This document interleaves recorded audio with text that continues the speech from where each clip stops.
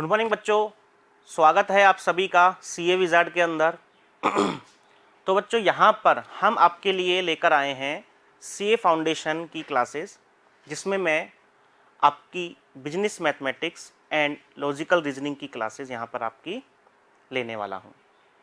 तो यहाँ पर आपको कोर्स से संबंधित सारी जो भी टॉपिक्स हैं वो करवाए जाएंगे।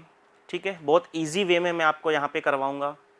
तो इसी तरीके से हम आगे बढ़ेंगे। तो आज आपकी पहली क्लास है, जहाँ पर सबसे पहले अपन कुछ बात कर लेते हैं सीए फाउंडेशन का जो पेपर होता है उसके पैटर्न के बारे में, किस तरीके से वहाँ पे मार्किंग होती है, कितना टाइम आपको दिया जाता है, उसके बारे में बात करेंगे। तो आइए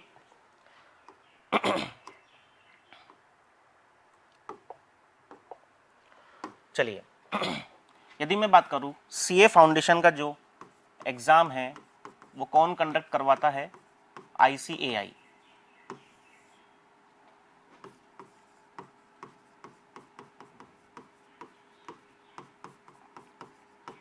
ठीक है, ये एक बॉडी है जो कि सीए का जो है एग्ज़ाम कंडक्ट करवाती है। सीए में 3 स्टेप्स होते हैं, फाउंडेशन, इंटर और फाइनल। तो सबसे पहला जो होता है वो फाउंडेशन का होता है। तो यहाँ पर एक नई अपडेट इस साल ये आई है कि अभी जो लास्ट ईयर्स थे उसमें जो सीए फाउंडेशन का जो एग्ज़ाम होता था वो ईयरली 2 बार होता था। एक होता था आपका मई या जून के महीने में, और एक दूसरा अटेम्प्ट जो आपका होता था वो नवंबर या दिसंबर के महीने में यहाँ पे करवाया जाता था। लेकिन अभी रिसेंटली ये अपडेट आई है कि यहाँ पर आपको 3 अटेम्प्ट करवाए जाएंगे एक साल के अंदर। यदि मैं 2024 की बात करूँ तो एक अटेम्प्ट आपका अभी जून 2024 में चल रहा है। ठीक है, वो आपके एग्ज़ाम अभी होने वाले हैं सीए फाउंडेशन के। नेक्स्ट जो अटेम्प्ट है आपका इस साल वो होगा सितंबर 2024 के अंदर। ठीक, तो इस साल आपके केवल 2 ही अटेम्प्ट होंगे, एक है जून के महीने में जो ऑनगोइंग है, एक सितंबर के महीने में। दिसंबर वाले महीने में आपका एग्जाम नहीं लिया जाएगा यहाँ पर। अब यदि नेक्स्ट ईयर से बात करूं तो वहां पे आपका सबसे पहला अटेम्प्ट जो होगा वो जनवरी के महीने में होगा। मतलब इन्होंने ये किया है कि 3 बार जो है कंडक्ट करवाया जाएगा जो एग्ज़ाम। अभी इस साल के लिए तो 2 ही अटेम्प्ट है आपके पास, जून वाला और सितंबर वाला। अगले वाले जो नेक्स्ट ईयर है 2025 में, उसमें सबसे पहला अटेम्प्ट आपका जनवरी के महीने में होगा। उसके बाद कौन से महीने में वो लोग लेते हैं उसके बारे में नोटिफिकेशन वो दे दिए जाएंगे वहाँ पे, तो फिर कंडक्ट करवाया जाएगा। तो अभी आप कंफ्यूज मत होना, 2024 में केवल आपके पास अभी फिलहाल 2 ही अटेम्प्ट है, जून वाला महीना है और एक सितंबर वाला महीना है। सितंबर वाले के लिए डेट ऑलरेडी आ चुकी है यहाँ पर, जिसकी डेट्स कुछ इस तरह से हैं, 13 है, 15 है, 18 एंड 20 सितंबर। ये 4 डेट यहाँ पे फिक्स कर दी गई हैं। इन डेट्स को आपका जो है एग्ज़ाम लिया जाएगा। चलिए, अब बात करते हैं पेपर के बारे में कि वहाँ पे पेपर का जो पैटर्न रहता है, ठीक है, वो किस तरह से रहता है। तो यहाँ पर सीए फाउंडेशन के अंदर आपके 4 पेपर कंडक्ट करवाए जाएंगे। पेपर 1, पेपर 2, पेपर 3 और पेपर 4। तो पेपर 1 जो है वो आपका होगा यहाँ पे अकाउंट का। सेकंड पेपर जो है वो आपका होगा यहाँ पे लॉ। थर्ड पेपर जो है वो मैथ्स का होने वाला है, और फोर्थ पेपर जो है वो आपका इको का होने वाला है। तो मैं आपको ये वाला जो पेपर थर्ड है उसके अंदर 3 कैटेगरीज होती है। एक तो होता है आपका मैथ्स, एक होता है आपका रीजनिंग, और एक होता है आपका स्टैट्स। तो मैं जो आपको पढ़ाऊंगा यहाँ पर वो है मैथ्स एंड रीजनिंग वाला सेक्शन। ठीक है, तो चलिए बात करते हैं। चूंकि मैं आपको मैथ्स पढ़ाने वाला हूँ तो हम केवल पेपर 3 की बात करेंगे कि उसका पैटर्न किस तरह से आएगा। ठीक है, तो चलिए, तो थर्ड पेपर है वो आपका 100 मार्क्स का होगा यहाँ पर। ठीक, जिसके अंदर मैथ से आने वाले हैं आपके 40 क्वेश्चन, रीजनिंग से आपके आने वाले हैं 20 क्वेश्चंस, ठीक है। और नेक्स्ट जो है आपका स्टैट्स, यहां से आपके 40 क्वेश्चंस आएंगे।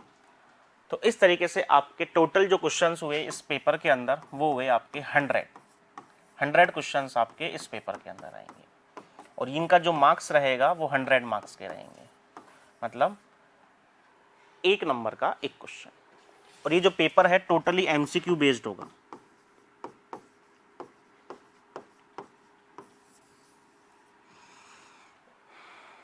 यहाँ पर आपको 4 ऑप्शंस दिए जाएंगे और एक ओएमआर शीट आपको दे दी जाएगी। ओएमआर शीट में आपको सर्किल्स जो हैं इस तरीके से सर्किल्स रहेंगे ऑप्शन के लिए, तो आपको इस तरीके से उन सर्किल्स को डार्क करना है और अच्छे से आपको डार्क करना है कंप्लीटली। ऐसा नहीं जल्दी जल्दी में अपन ने हाफ सर्किल डार्क कर दिया या आधा सर्किल डार्क कर दिया तो वो वहाँ पे कंसीडर नहीं होगा, क्योंकि जो आपकी ओएमआर शीट है वो स्कैनिंग के थ्रू यहाँ पे चेक होती है, तो वो जो सॉफ्टवेयर है उनका जो कंप्यूटर है वो इस तरीके से चेक नहीं कर पाएगा। तो आपको अच्छे से सर्किल डार्क करना है। दूसरी चीज़ यहाँ पे एक चीज़ ध्यान रखना, ये जो पेपर एमसीक्यू बेस्ड होगा इसके लिए आपके पास जो टाइम है वो केवल 2 घंटे का होगा। इसका मतलब यदि मैं बात करूँ तो 120 मिनट्स आपको दिए जाएंगे, जिसमें आपको 100 क्वेश्चन सॉल्व करने हैं। यहाँ पर आपकी नेगेटिव मार्किंग भी रहेगी, ठीक है। नेगेटिव आपकी मार्किंग भी रहेगी, कितने की? 0.25 की। 0.25 की आपकी नेगेटिव मार्किंग भी यहाँ पर रहेगी। 0.25 की नेगेटिव मार्किंग किस तरह से? यदि आपने 4 क्वेश्चंस का गलत आंसर दे दिया है तो आपका -1 नंबर आपको वहाँ पे मिलेगा, ठीक है। तो ये रहा आपका पेपर के बारे में कुछ ओवरव्यू था छोटा सा, कितने क्वेश्चंस आएंगे, क्या वहाँ पे पैटर्न रहेगा, ठीक है, नेगेटिव मार्किंग कितने की रहेगी, ये सब चीज़ें आपको ऑलरेडी पता है। जिनको नहीं पता है वो यहाँ से देख सकते हैं, ठीक है। चलिए अब बात करते हैं अपने सिलेबस के बारे में कि आपका क्या क्या यहाँ पर सिलेबस होने वाला है। तो यदि मैं बात करूँ business mathematics and logical reasoning, ये आपका सब्जेक्ट मैं लूँगा, जिसके अंदर आपके जो चैप्टर्स हैं ratio, proportion, indices and log, ये आपका फर्स्ट चैप्टर रहेगा।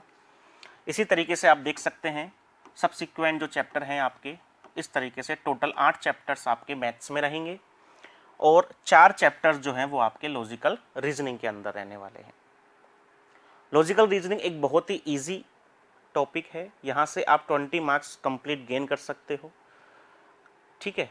कंसेप्चुअल बेस्ड है बिल्कुल, क्वेश्चंस भी अच्छे अच्छे क्वेश्चंस आएंगे यहाँ पे, ठीक है। और ज़्यादा टाइम भी आपको इनमें नहीं लगेगा सोल्व करने में। तो 20 मार्क्स आपको यहाँ से कंप्लीट करने हैं, बाकी 40 मार्क्स आप मैथ्स में से कंप्लीट करने हैं, ठीक है। तो चलिए स्टार्ट करते हैं बिना टाइम वेस्ट किए हुए। सबसे पहला जो आपका चैप्टर है वो है ratio, proportion, indices and logarithm. ये 4 यहाँ पे टॉपिक आपको दिए हुए हैं। पहला है रेशो, दूसरा है इंडाइस, ठीक है, प्रपोर्शन एंड लॉगरिथम। रेशो और प्रपोर्शन दोनों एक दूसरे से लिंक्ड है, इंडाइसेस और लॉगरिथम ये दोनों एक दूसरे से लिंक्ड है, ठीक है। तो रेशो समझ लो, तो इसका मतलब आपका 50% काम हो गया प्रपोर्शन वाला, क्लियर है। तो चलिए बात करते हैं हम रेशो के बारे में कि रेशो होता क्या है। कई लोगों ने फर्स्ट टाइम सुना हुआ होगा, जिनका मैथ्स का बैकग्राउंड नहीं है उन्होंने, ठीक है, और जिनका मैथ्स का बैकग्राउंड है वो जानते होंगे रेशो के बारे में कि रेशो क्या होता है। तो यदि बात करें रेशो क्या होता है, ratio is comparison between 2 quantities. तो यहाँ पे एक वर्ड है कंपैरिजन, एक है क्वांटिटीज। तो कंपैरिजन का मतलब क्या हुआ, ये सब लोगों को पता है। कंपैरिजन का मतलब होता है तुलना, जैसे कि आजकल सभी के साथ में होती है तुलना। अपन घर पे भी देखेंगे पेरेंट्स कंपैरिजन करते हैं कि भाई ये मेरे पड़ोस का इनका बच्चा है वो अच्छा कर रहा है, आप क्यों नहीं कर रहे हो, ठीक है। घर पे भी छोटे भाई बहन में भी तुलना होती है। तो वही चीज़ हम यहाँ पर करेंगे, कंपैरिजन करेंगे किनके बीच में, 2 क्वांटिटीज़ के बीच में हम यहाँ पर कंपैरिजन करने वाले हैं। तो सबसे पहले एक वर्ड समझते हैं कि भाई कंपैरिजन तो अपन ने समझ लिया कि कंपैरिजन क्या होगा। दूसरी चीज़ यहाँ पर क्वांटिटीज़ के बारे में अपन बात करेंगे कि भाई क्वांटिटीज़ क्या होती है। क्वांटिटीज़ यदि मैं जैसे बात करूँ, मैंने एक कपड़ा लिया, ठीक है, उसकी लेंथ मैंने मेज़र करी और लेंथ जो मैंने मेज़र करी है वो करी है यहाँ पर 5 मीटर और 10 सेंटीमीटर, या फिर मैं एक बार सिंपल सा ले लेता हूँ 10 मीटर। यहाँ पे मैंने उसकी लेंथ मेज़र करी है। तो यहाँ पे मेरे पास दो चीज़ें हैं, एक तो आपने देखा कि यहाँ पे 5 लिखा हुआ है और एक मैंने m लिखा हुआ है। ये जो m है ये एब्रीवेशन यूज़ किया है मैंने किसके लिए, मीटर के लिए। मीटर को मैंने शॉर्ट फॉर्म में क्या लिखा हुआ है, m लिखा हुआ है। ये 5 है, ये क्या चीज़ है यहाँ पर, ये है मैग्नीट्यूड, ठीक। और ये जो मीटर जो है वो क्या है, इसकी यूनिट। अब इसका मतलब समझते हैं। मैग्नीट्यूड क्या है, एक नंबर, सिंपल, कि भाई उसकी जो लंबाई है उसको मैंने एक नंबर में मेजर कर लिया कि हाँ ये 5 है या 10 है, ठीक है। अब वो 5 या 10 मैंने मेजर तो कर लिया, बट अब मुझे उससे पता नहीं लगा पा रहा हूँ। यदि मैं आपको ये बोलूँ कि मैंने एक कपड़ा ले लिया और उसका एक नंबर मैंने निकाल लिया मेजर करके, अब मैं आपको बोलूँ कि ये 5 है, अब आप 5 को देख के ये नहीं बता सकते कि ये जो मेजरमेंट मैंने लिया है किस चीज़ का लिया है। मैंने लंबाई का लिया है, मैंने वेट का लिया है, मैंने किस चीज़ का मेजरमेंट लिया है। तो केवल मैग्नीट्यूड देने से मुझे ये आइडेंटिफाई नहीं होगा कि ये किस चीज़ को रिप्रेजेंट कर रहा है। तो इसके साथ में मुझे कुछ और भी चाहिए एक्स्ट्रा, तो वो क्या चीज़ है, यूनिट।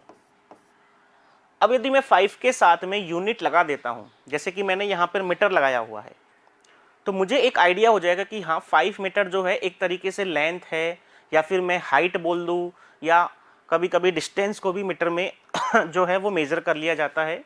तो वो चीज़ मेरे दिमाग में एक इमेज बन जाएगी कि हाँ यहाँ पे मैंने इस चीज़ को मेज़र किया है। तो यूनिट लिखने से और मैग्नीट्यूड लिखने से मतलब निकलता है क्वांटिटी का। यदि इन दोनों में से कोई भी एक चीज़ मैं मिस कर दूंगा तो मैं वहाँ पे उसका मीनिंग नहीं निकाल पाऊंगा कंप्लीटली। तो मुझे दोनों चीज़ यहाँ पे रिक्वायर्ड रहेगी, एक तो है 5 जो मैग्नीट्यूड है, जो कि एक नंबर है, और एक है यूनिट। और यूनिट भी आप कंप्लीट भी लिख सकते हो मीटर, ठीक है, आप एब्रीवेशन भी यूज़ कर सकते हो। हर एक यूनिट का अपना अपना एक एब्रीवेशन है। तो इतना समझ में आया कि जो क्वांटिटी है वो क्या चीज़ें होती है, ठीक है, किसी चीज़ को रिप्रेजेंट करती है। यहाँ पे 5 मीटर लेंथ को रिप्रेजेंट कर रहा है। यदि मैं 5 के आगे यूनिट लिख दूं केजी, केजी का मतलब किलोग्राम, ठीक है, ये किलोग्राम वाली यूनिट मैंने लगा दी यहाँ पर। तो अब मैं इससे क्या आइडिया लगाऊंगा कि हाँ 5 केजी जो है वो एक तरीके से वेट है, ठीक है, किसी आइटम का हो सकता है, किसी पर्सन का हो सकता है, किसी भी चीज़ का है, बट ये वेट है, ठीक है। तो यहाँ से मैंने ये आइडिया लगा लिया। तो ये आइडिया जो मुझे लगा कि ये किस चीज़ को रिप्रेजेंट कर रहा है वो लगा है यूनिट से। अब यदि मैं केवल यूनिट लिख दूंगा, नंबर नहीं लिखूंगा आगे, तो मुझे ये तो पता चलेगा कि हाँ ये वेट है, बट कितना है वो नहीं बता पाऊंगा। तो यहाँ पे दोनों चीज़ें मेरे लिए रिक्वायर्ड है, मैग्नीट्यूड भी और यूनिट भी। तो ये बात समझ में आई क्वांटिटी क्या होती है, ठीक है। तो रेशो क्या होता है, इसी तरह की जो क्वांटिटीज होंगी उनका कंपैरिजन किया जाएगा। कंपैरिजन जैसे क्वांटिटीज में मान लो एक का वेट 10 किलो है और दूसरे का वेट 20 किलो है। यदि मैं पर्सन की बात करूँ, छोटे जो बच्चे होते हैं उनकी बात करूँ, 10 किलो और 20 किलो, या फिर कोई आइटम ले लो, शुगर ले लो, 10 किलो का एक मैंने लिया और 20 किलो का दूसरे पैकेट में शुगर लिया, तो मैं बता पाऊंगा कि हाँ दूसरा वाला जो है वो इससे डबल है, क्योंकि एक 10 है तो दूसरा उसका जस्ट डबल 20 है। तो ये जो मैं कर पा रहा हूँ कंपैरिजन, मैं ऐसा नहीं बोलूँगा सामने वाले को कि 10 या 20 है, मैं ये बोलूँगा कि मेरे हाथ में ये 2 पैकेट्स हैं, बस इतना बोल दिया कि ये वाला जो है वेट में डबल है इससे, तो वहीं मुझे आइडिया हो जाएगा कि हाँ इसका जो भी वेट रहा होगा एक्चुअल में मुझे नहीं पता, लेकिन इतना पता है कि ये जो है वेट में हैवी है और इससे जस्ट डबल है। तो ये हुआ कंपैरिजन। तो ये जो कंपैरिजन किया है मैंने किस बेस पे किया है, रेशो के बेस पे। तो रेशो इज ए कंपैरिजन हो गया ऑफ द साइज ऑफ 2 और मोर। 2 और मोर का मतलब कंपैरिजन हमेशा 2 या 2 से ज्यादा चीजों में ही होता है, कभी एक सिंगल चीज का मैं कंपैरिजन नहीं कर पाऊंगा, ठीक है। तो वही चीज है, 2 या 2 से ज्यादा मेरे पास क्वांटिटीज रहेंगी, उनका यदि मैं कंपैरिजन करूंगा तो वो क्या कहलाएगा, रेशो कहलाएगा। अब यहां पे क्वांटिटीज के आगे एक वर्ड और लिखा हुआ है सेम काइंड। सेम काइंड का क्या मतलब हुआ यहां पे वो समझते हैं। सेम काइंड ये कहना चाह रहा है कि जो क्वांटिटीज हैं वो एक ही तरह की होनी चाहिए, मतलब एक चीज को ही रिप्रेजेंट करना चाहिए। चलिए एग्जाम्पल से समझते हैं, अभी बोलने से समझ में नहीं आया होगा तो ठीक है, एग्जाम्पल से समझते हैं अपन। देखो इधर एक तरह की कैसे, सपोज मैंने यहां पर लिखा कि 5 मीटर और एक लिख देता हूं मैं 5 kg। ये मेरे पास दो क्वांटिटीज है और मुझे ये बोल दिया गया कि बताइए इनका कंपैरिजन करके बताइए कि भाई एक मेरे पास 5 मीटर है, एक 5 kg है, इसका मुझे कंपैरिजन करके बताइए कौन किससे कितना हैवी है, क्या है। तो यहां पे मैंने देखा कि ये जो क्वांटिटी है ये तो रिप्रेजेंट कर रही है लेंथ को, ठीक, और ये वाली जो क्वांटिटी है ये रिप्रेजेंट कर रही है यहां पर वेट को। आई इतनी बात समझ में? अब ये दोनों क्वांटिटीज ही अलग अलग चीज को रिप्रेजेंट कर रही हैं, तो मैं कैसे कंपैरिजन कर सकता हूं? ठीक, आई बात समझ में? तो इसका मतलब ये हुआ कि हम केवल उन्हीं क्वांटिटीज का कंपैरिजन कर सकते हैं जिन जो एक ही चीज को रिप्रेजेंट कर रही है। या तो दोनों क्वांटिटीज जो मैं लूंगा वो लेंथ को रिप्रेजेंट करनी चाहिए, जैसे कि 5 मीटर और 10 मीटर। ये दोनों क्वांटिटीज का मैं कंपैरिजन इजीली कर सकता हूं क्योंकि ये दोनों एक ही चीज को रिप्रेजेंट कर रहे हैं, किसको? लेंथ को। ठीक है, यहां पे मैं कंपैरिजन नहीं कर पाऊंगा। तो सेम काइंड का यही मतलब है कि जो भी क्वांटिटीज मैं लूं वो एक ही चीज को रिप्रेजेंट करनी चाहिए यहां पर। आगे बात समझ में? ठीक है, चलिए, तो ये तो रहा किसका मतलब? सेम काइंड का। अच्छा, इसका एक और एग्जांपल यदि मैं लूं सेम काइंड का, तो जैसे कि मान लो एक क्लास में स्टूडेंट हैं 50 स्टूडेंट्स और मैं बोलूं 100 मार्क्स,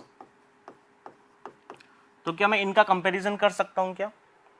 क्योंकि वो तो नंबर ऑफ स्टूडेंट्स हैं और वो एक जो है वो मार्क्स है, इनका कंपैरिजन नहीं हो सकता, तो इनका रेशो में नहीं निकाल पाऊंगा।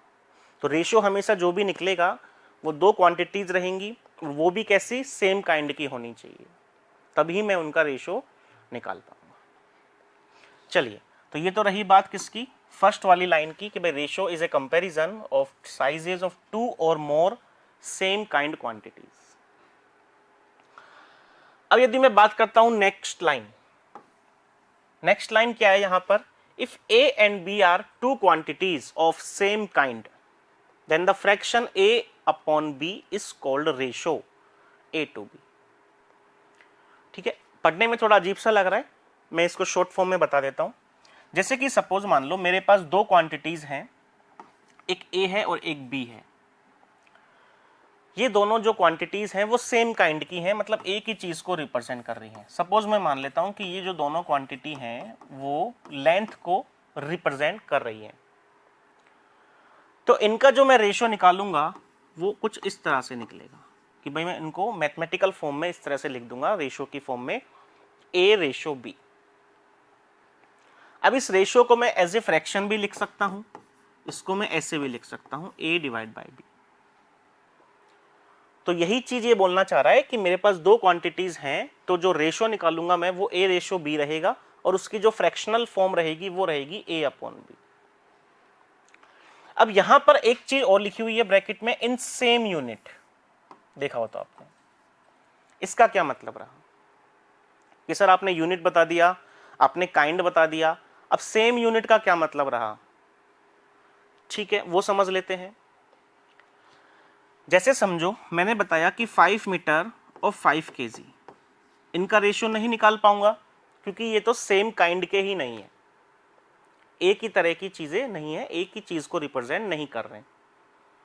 अब यदि मैं बात करूं यहां पर इस तरह से 5 मीटर और 10 सेंटीमीटर, अब ये जो 5 मीटर है वो भी लेंथ को रिप्रेजेंट कर रहा है और ये जो 10 सेंटीमीटर है वो भी लेंथ को ही रिप्रेजेंट कर रहा है। तो इसका मतलब रेशो तो मैं इसका निकाल पाऊंगा क्योंकि ये क्या है?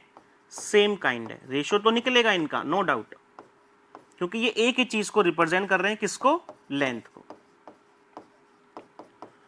लेकिन यहां पे एक चीज और चेक करनी है आपको, जब आप ये चेक कर लो कि ये दोनों सेम काइंड की हैं, तो एक और चीज आपको चेक करनी है, उनकी यूनिट भी क्या होनी चाहिए, सेम होनी चाहिए।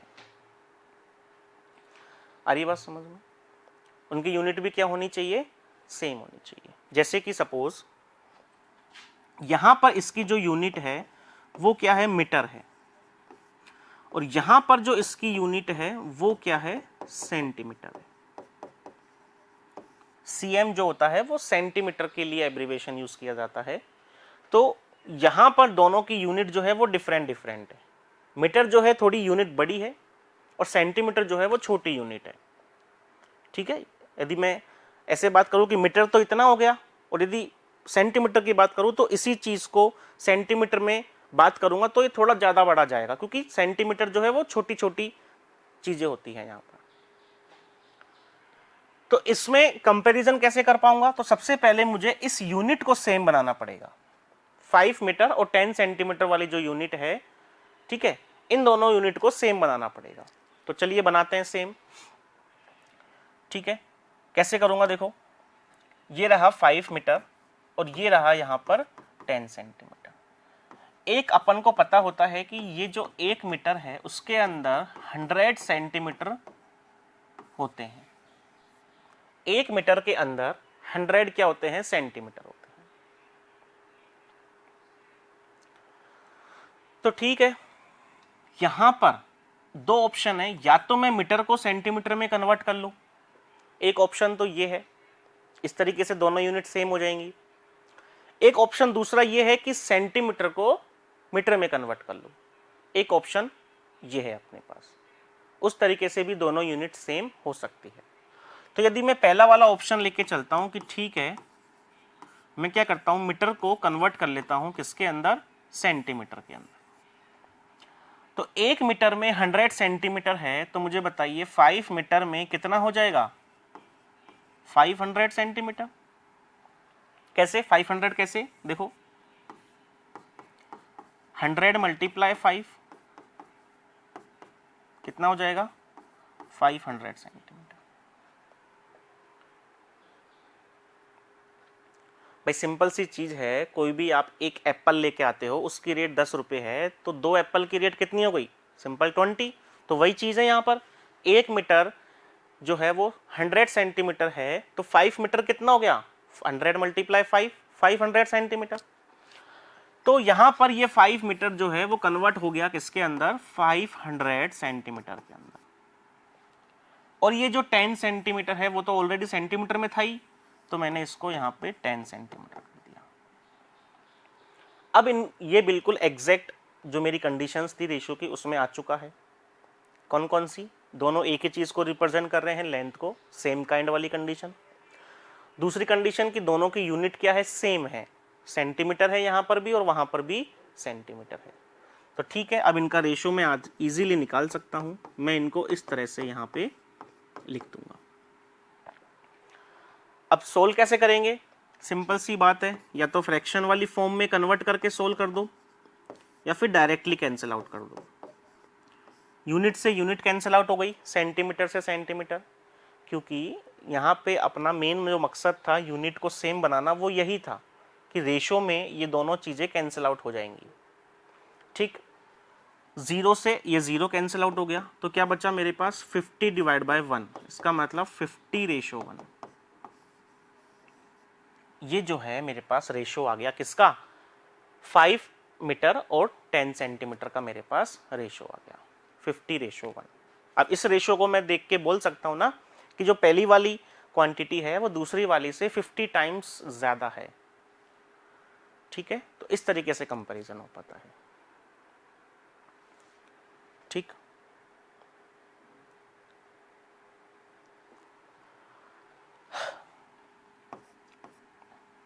कर लीजिए नोट डाउन फटाफट, 50 रेशो 1 इसका आंसर आ गया। चलिए एक और क्वेश्चन लें ताकि हमें और क्लियर हो जाए कि किस तरीके से हम कन्वर्जन करेंगे एक यूनिट से दूसरी यूनिट में। अच्छा, आपका एक डाउट यहाँ पे ये आ रहा होगा कि सर हमें ये कैसे पता रहेगा कि मीटर के अंदर कितने सेंटीमीटर होंगे, ठीक है, वो कैसे पता रहेगा? तो चिंता मत करो, आगे आने वाली जो वीडियोस रहेंगी उसमें मैं आपको चार्ट बनवाऊंगा यूनिट कन्वर्जन के लिए, जिसमें इजीली आप उस चार्ट की हेल्प से आप एक यूनिट से दूसरी यूनिट में कन्वर्ट कर सकते हो। आपको याद करने की या आपको रटने की कोई ज़रूरत नहीं है। यहाँ पर जिनको पता है वो अच्छी बात है, जिनको नहीं पता है उसके लिए चार्ट बनवाया जाएगा जिसमें आप किसी भी यूनिट से किसी भी यूनिट में जा सकते हो। और मैं उन्हीं यूनिट्स का चार्ट बनाऊंगा जनरली जो पेपर में पूछी जाती हैं, ठीक है। चलिए, अब यदि बात करें हम यहां पर, अच्छा इसका एक दूसरा ऑप्शन और ले लेते हैं कि भाई एक तो हो गया मीटर से सेंटीमीटर में कन्वर्ट करके देख लिया, एक दूसरा ऑप्शन और ले लेते हैं। ये है 5 मीटर और ये है 10 सेंटीमीटर। ऑप्शन नंबर दूसरा,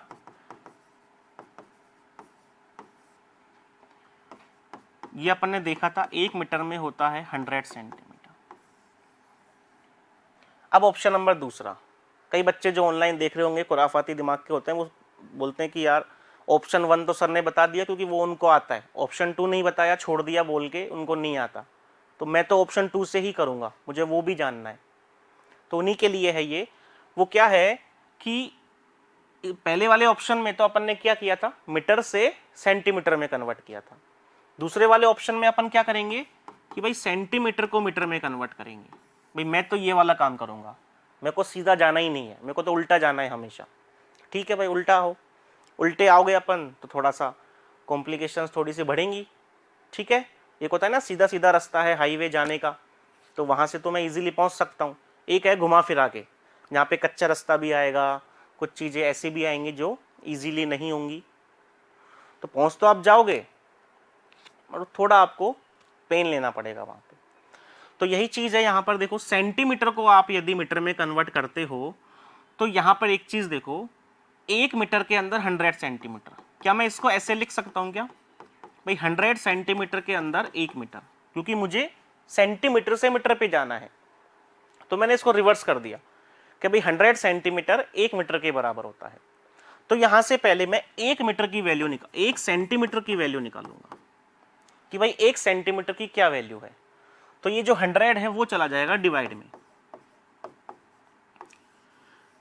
कि भाई 100 सेंटीमीटर है 1/100 मीटर के बराबर है। निकाल लिया अपन ने। ये काम अपन को करना पड़ेगा, यदि अपन उल्टे तरीके से जाते हैं, दूसरे तरीके से जाते हैं, तो ये अपन को करना पड़ेगा। तो 1 सेंटीमीटर के अंदर अपन ने यहाँ पे निकाल लिया कि 1/100 मीटर होता है। तो वही बात, अब बस हो गया काम अपना, जो अपने लिए करनी थी चीज़ वो अपन ने यहाँ पर कर ली है। ये आ गया 5 मीटर। सेंटीमीटर की बात करूँ तो 1 सेंटीमीटर के अंदर 1/100, तो 10 सेंटीमीटर के अंदर 10 मल्टीप्लाई 1/100 मीटर, इस तरह से करना रहेगा। अब बस ये 0 से 0 कैंसिल आउट कर दो, ये क्या आ गया 5 मीटर, और यहाँ पे ये किस तरह से कन्वर्ट हो गया 1/10 मीटर। इनका रेशो, ठीक है, ये इनका रेशो आ गया। सोल्व आगे सिंप्लीफाई कैसे करेंगे, फ्रैक्शन में कन्वर्ट कर लो भाई, 5 मीटर रहा और 1/10 मीटर रहा, मीटर से मीटर कैंसिल आउट हो गया। अब ये जो नीचे 10 है ये फ्रैक्शन में है ऑलरेडी 1/10, तो 10 कहाँ चला जाएगा ऊपर, तो ये इस तरह से हो जाएगा 5 मल्टीप्लाई 10 डिवाइड बाय 1, तो ये क्या आ गया 50:1। सेम आंसर, ठीक है। तो थोड़ा सा यहाँ पे अपन को ये काम करना पड़ गया, वहाँ पे सिंपल था, जस्ट 5 को मल्टीप्लाई करो आंसर आ जाएगा। तो ये 2 ऑप्शन है अपने पास। अच्छा, किसी को यहाँ पे कोई दिक्कत आई कि भाई सर ये कैसे कर दिया आपने, ये तो यहाँ पर तो था 5, यहाँ पर है 1/10, ठीक है। तो ये अपन ने बचपन में पढ़ा हुआ है कि यहाँ पे ये कैसे सोल्व हुआ। देखो 5 के नीचे मैं 1 लगा सकता हूँ, 1/10, 5/1 1 ही रहेगा भाई। नीचे यदि 2 चीज़ें हैं मेरे पास, न्यूमरेटर है डिनोमिनेटर है, तो ऊपर जो है 5 उसको भी मैं इसी तरीके से कन्वर्ट कर लूँ न्यूमरेटर और डिनोमिनेटर में, 5 डिवाइड बाय 1। अब यही चीज है, इसको मैं ऐसे कर सकता हूं 5/1, और ये जो नीचे डिवीजन है ये मल्टीप्लाई में चेंज होता है तो फ्रैक्शन रिवर्स हो जाता है। तो इस तरीके से किया है ये 5 × 10 बन गया 50, और नीचे जो 1 था वो 1 ही है, 50:1 ये आ गया। तो आंसर सेम आएगा, चाहे आप ऑप्शन 1 से जाओ चाहे आप ऑप्शन 2 से जाओ। ऑप्शन 2 से जाने में थोड़ा सा आपने देख ही लिया किस तरीके से अपन को चीजें करनी रहेंगी एक्स्ट्रा, आंसर सेम आएगा। तो अभी ये आपके ऊपर है, आप कौन सा ऑप्शन यूज करते हो, मैंने आपको दोनों बता दिया है, ठीक है। तो यहां पर इस लाइन का मतलब भी समझ में आ गया कि भाई दो क्वांटिटीज हो गई सेम काइंड की और सेम यूनिट की, तो मैं उसका रेशियो निकाल लूंगा और उनको फ्रैक्शन में कन्वर्ट करके सॉल्व भी कर लूंगा, ठीक है। चलिए अब आते हैं अपन नेक्स्ट लाइन पे। नेक्स्ट लाइन जो है वो क्या है कि the quantities A and B are called the terms of ratio. वहां पर जो मैंने ए और रेशो बी लिखा था, वहां पे ये जो दोनों ए और बी है इनको क्या बोलते हैं, यदि मैं रेशियो की फॉर्म में लिखूंगा मैथमेटिकल फॉर्म में, तो इनको टर्म्स बोला जाएगा। भाई हाँ, होने को तो ये दोनों क्वांटिटीज हैं, बट इस तरह से ये दोनों क्वांटिटीज हैं अलग अलग, ए अलग क्वांटिटी है, बी अलग क्वांटिटी है, जब तक कि इनको रेशियो की फॉर्म में नहीं लिखा गया है। जैसे ही मैं इनको मैथमेटिकली रेशियो की फॉर्म में लिख दूंगा तो इनको क्या बोल दूंगा मैं, यहाँ पे टर्म्स बोल दूंगा कि ये रेशियो की टर्म्स हो गई। पहले जो आ रही है उसको बोलूंगा फर्स्ट टर्म, और सेकंड वाली जो है उसको सेकंड टर्म बोलूंगा। फर्स्ट टर्म का दूसरा नाम है एंटीसीडेंट, इसको एंटीसीडेंट भी बोला जाता है। क्वेश्चन में कभी कभी एंटीसीडेंट वर्ड भी यूज कर लिया जाएगा, कॉन्सिक्वेंट वर्ड भी यूज कर लिया जाएगा, तो वहां पे हमें पता होना चाहिए कि एंटीसीडेंट क्या है और कॉन्सिक्वेंट क्या है। बी को कॉन्सिक्वेंट बोला जाएगा, ठीक है। यदि इनको एज ए फ्रैक्शन में लिखता हूं a/b, तो यहां पे जो नेम है वो चेंज हो जाते हैं, ये बन जाता है न्यूमरेटर, ठीक है, और ये बन जाता है डिनोमिनेटर, ठीक है। ये कुछ इस तरीके से ही है। यदि आप रियल लाइफ से कनेक्ट करके देखो तो जैसे आप घर पे आपका कुछ नाम अलग है, क्योंकि आप वहां पे अपने घर पे जो आपका एनवायरनमेंट है, यहाँ पे जो आपके घर वाले हैं उनके बीच में आप रह रहे हो, तो वो आपको कुछ अलग नाम से बुलाएंगे, ठीक। स्कूल में आप जाओगे तो वहां पे आपका नाम अलग है, वहां पे आपको उस नाम से बुलाया जाएगा। दोस्तों के पास आप जाओगे तो दोस्त आपको कुछ अलग नाम से बुलाएंगे, बट हो तो आप एक ही इंसान, बस वो नाम उनका बुलाने का तरीका अलग अलग है। तो वही चीज है यहाँ पर, यदि मैं इसको ऐसे लिखूंगा कोमा अलग अलग फॉर्म में, तो ये दोनों क्वांटिटीज हैं। रेशो की फॉर्म में लिखूंगा तो ये दोनों टर्म्स बन गई, जिसको एंटीसीडेंट और कॉन्सिक्वेंट बोला जाएगा। इन्हीं को यदि मैं फ्रैक्शन फॉर्म में लिख दूंगा, ठीक है, तो ये न्यूमरेटर और डिनोमिनेटर बन जाएगी। क्लियर? चलिए, तो ये आपके 3 पॉइंट्स क्लियर हो गए। रेशियो क्या हुआ, किस तरह से लिखा जाएगा, उनको क्या क्या उनकी टर्मिनोलॉजी रहेगी रेशियो के टाइम पे, किस तरह से हम उनको बोला जाएगा। नेक्स्ट है, अब आते हैं अपन अपना, ठीक है, ए एंड बी सेम काइंड के होने चाहिए। ये मैंने ऑलरेडी बता ही चुका हूं कि दोनों जो क्वांटिटीज हैं वो एक ही चीज को रिप्रेजेंट करनी चाहिए, सेम काइंड की होनी चाहिए। यूनिट्स भी दोनों की क्या होनी चाहिए, सेम होनी चाहिए। पहला काम अपना काइंड देखने का रह गया, दूसरा काम अपना यूनिट देखने का रह गया।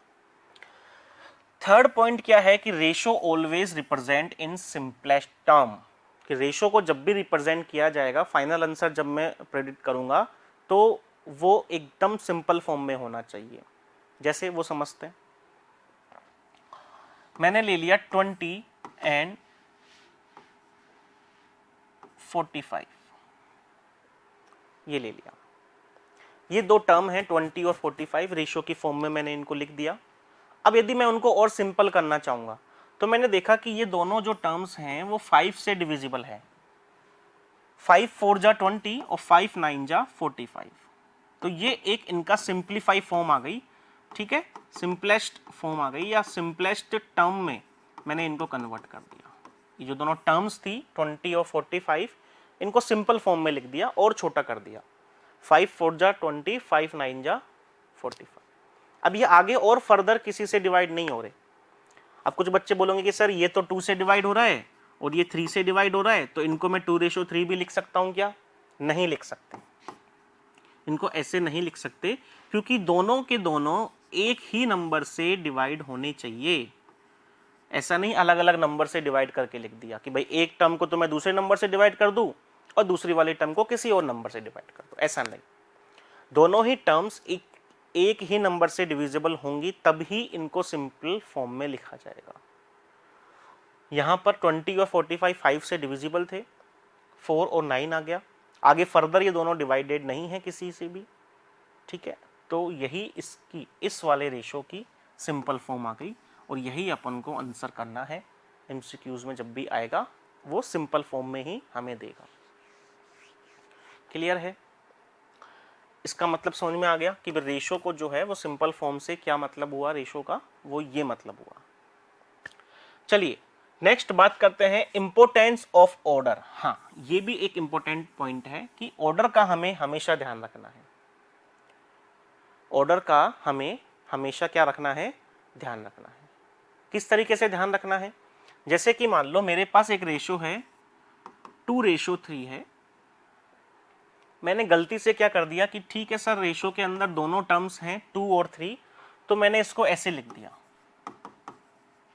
अब मैं बोलूंगा कि आपने गलत लिख दिया, फिर आप क्रॉस क्वेश्चन ये करोगे सर मैंने तो सही लिखा है, टर्म्स आपने बताई थी कि रेशो के अंदर दो टर्म्स हैं यहाँ पर 2 और 3, तो मैंने बस यही तो किया कि 3 को आगे कर दिया और 2 को पीछे कर दिया, टर्म्स तो वही है 2 और 3, वो तो मैंने चेंज की नहीं है, तो फिर आप गलत कैसे बता रहे हो?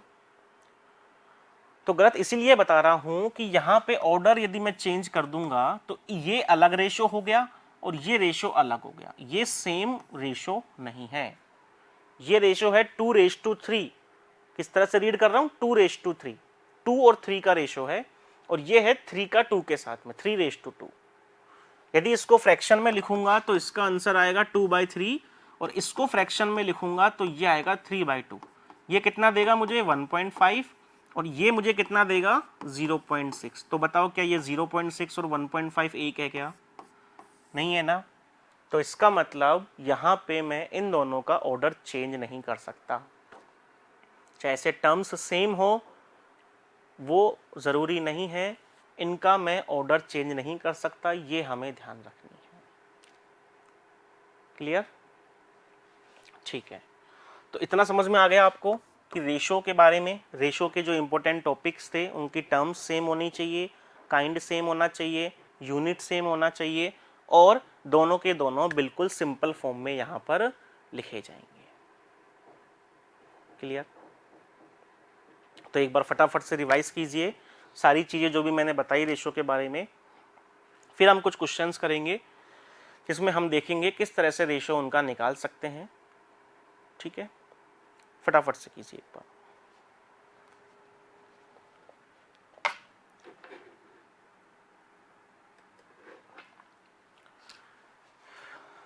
हाँ, तो चलिए क्वेश्चन की तरफ मूव करते हैं। पहला क्वेश्चन क्या है? पहला क्वेश्चन आप देख सकते हो, find ratio between 150 gram and 2 kilogram, इनके बीच में हमें रेशो निकालना है। चलिए ठीक है, करते हैं इस क्वेश्चन को। अलग से सेपरेटली मैं आपको समझा देता हूं।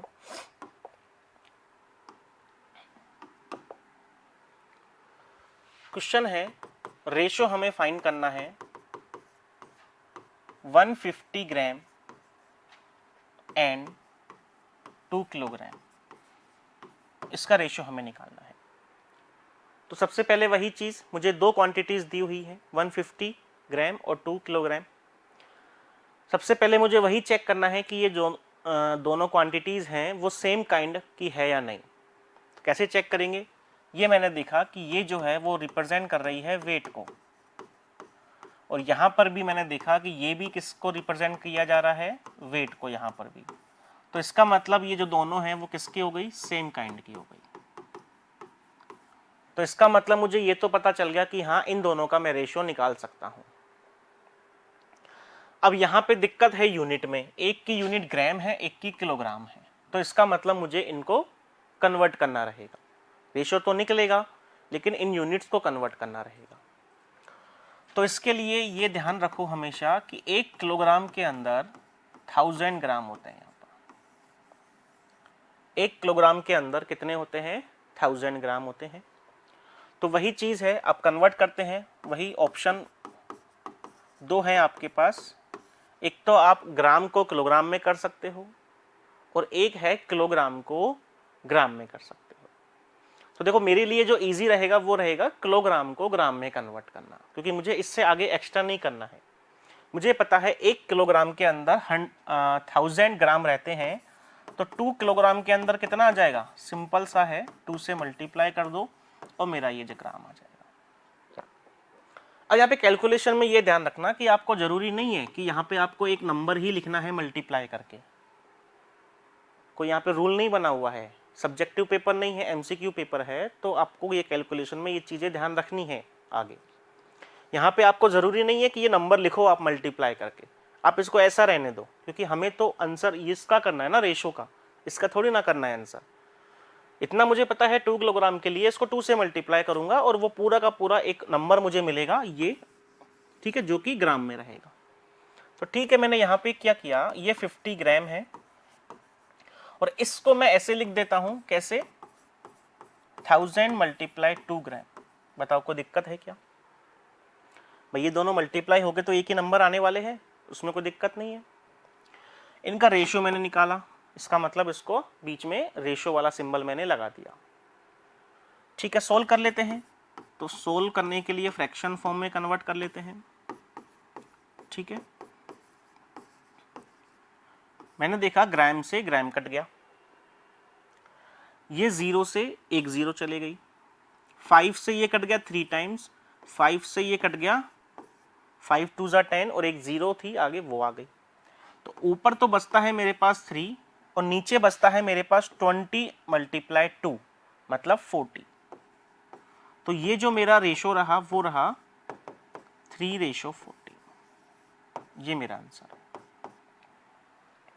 इन दोनों को मैंने रेशियो में कन्वर्ट कर दिया और मेरा जो आंसर आया वो आया 3:40। तो अभी ये सारी चीजें मैंने आपको स्टेप बाय स्टेप बता दी हैं, क्योंकि अपन अभी लर्निंग फेज में है, स्टार्टिंग है अपना। जब अपना ये लर्निंग फेज खत्म हो जाएगा तब अपन आएंगे रिवीजन वाले फेज के अंदर। तो वहां आपको ये समझना है किस तरीके से अपन ने चीजें की हैं, वहां पर आपको स्टेप्स को स्किप करना सीखना है, डायरेक्टली चीजें करने आपको सीखनी है। ठीक है, तभी आपकी स्पीड बढ़ पाएगी। जब तक आप स्टेप्स को स्किप नहीं करोगे आपकी स्पीड नहीं बढ़ पाएगी। तो सबसे पहले आपको ध्यान देना है अपनी एक्यूरेसी पे, कि भाई जो मैं क्वेश्चन करूँ डिटेल में क्वेश्चन कर लो, उसको एक्यूरेसी लेकर आओ, आंसर सही लेकर आओ, उससे कॉन्फिडेंस डेवलप होगा। फिर उसी क्वेश्चन को वापस से करो और ट्राई करो कि कुछ चीज़ें मैं पेन पेपर पे ना लिखूं। ठीक है, जो कैलकुलेशन है वो माइंड में ही चल जाए। ठीक, किस तरीके से? वो इस तरीके से, जैसे कि ये क्वेश्चन मान लो एमसीक्यू पेपर में आ गया और मुझे बोल दिया गया कि भाई इसका मुझे रेशो बताओ। तो सिंपल सा चीज है, मुझे ये माइंड में पता होना चाहिए 1 किलो में 1000 ग्राम, 2 किलो में 2000 ग्राम, ग्राम से ग्राम कटने वाला है तो ये 2000 हो गया, 0 से 0, 5 3 जा 540, 3:40, टिक किया, आगे बढ़ गए। तो ये चीजें इतना सा करना है आपको एग्जाम पेपर में, ना कि इतना बड़ा करना है, ये बस आपको समझाने के लिए। ठीक है, तो 3:40 है आपका आंसर आ गया।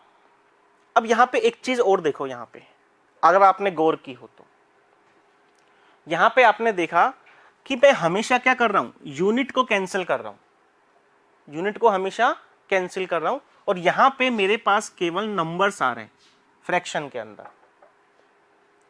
और उनको फिर मैं रेशो में लिख दे रहा हूं।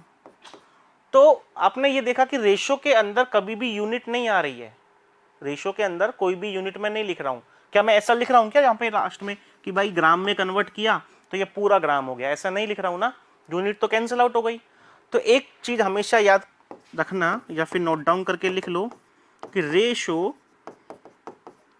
हैज नो यूनिट, कि रेशो की कभी भी कोई यूनिट नहीं होती है। रेशो हैज नो यूनिट, कोई यूनिट नहीं होती है रेशो की। क्लियर? तो ये पॉइंट आप जरूर याद रखें, कभी कभी एमसीक्यूज में पूछ लिया जाता है what is the unit for ratio, तो यहाँ पे कोई रेशो की यूनिट नहीं होती है, ठीक। और जैसे एरिया की यूनिट होती है मीटर स्क्वायर, वॉल्यूम की होती है मीटर क्यूब, ठीक है, ऐसा ही यूनिट जिस तरीके से बात करते हैं। तो रेशो वाली टर्मिनोलॉजी की कोई भी यूनिट नहीं होती है, नो यूनिट। क्लियर? चलिए, तो ये तो रहा आपका ये वाला क्वेश्चन। नेक्स्ट क्वेश्चन मैं आपको देता हूं करने के लिए, आप वो कीजिए। क्या है question number second? Find ratio between 25 minute and 30 second, इनके बीच में रेशो निकालिए। 25 मिनट और 30 सेकेंड्स का रेशो क्या आएगा वो मुझे निकाल के बताइए फटाफट से।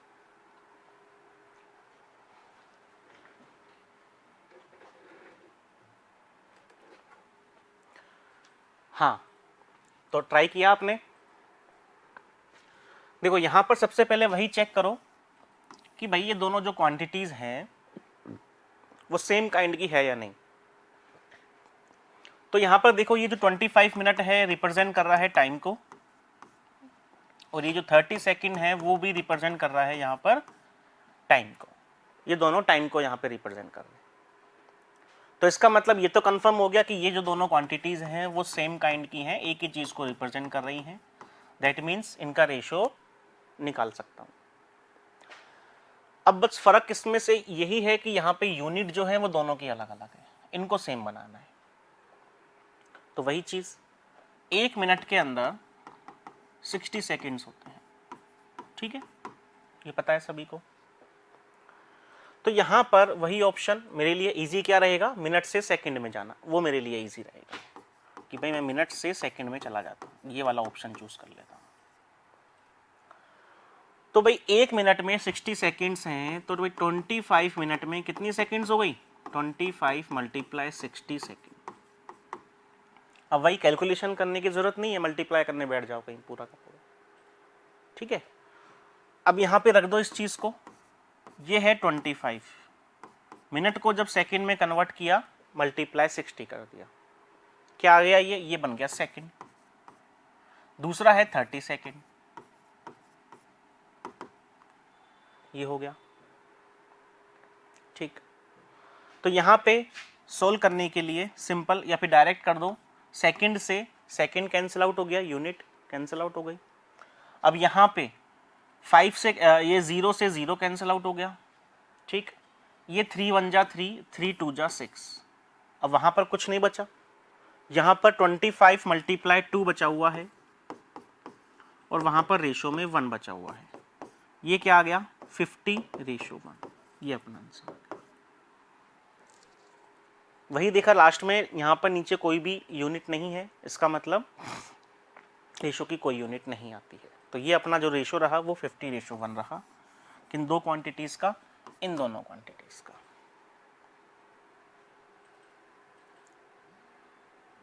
ठीक है, आई बात समझ में? तो यहाँ पे अपन ने यूनिट देख ली, लेंथ वाली यूनिट भी देख ली, वेट वाली यूनिट भी देख ली, ठीक है। और भी यूनिट्स जो रहेंगी वो आगे आने वाली वीडियो में मैं आपको बता दूंगा। और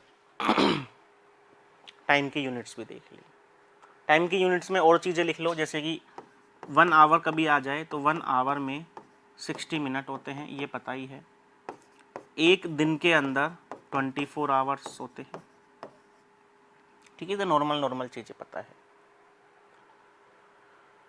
क्लियर।